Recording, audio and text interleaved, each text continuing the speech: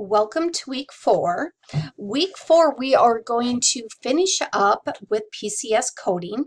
Doesn't mean it's gone for good this semester. We're just going to test over it. Only PCS. There will be no diagnosis coding on this exam coming up. A couple of different things. You will have a discussion this week. And you will have the exams over chapter 7, 8, 9, and 10.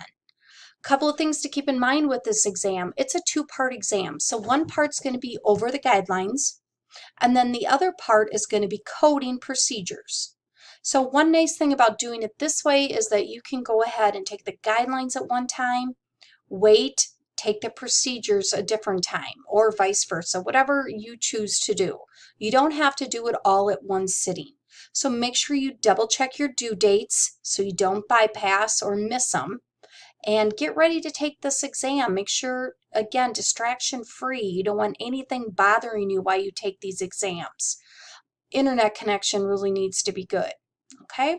Any questions at all on this PCS system, make sure you send me an email before you start your exam. Good luck.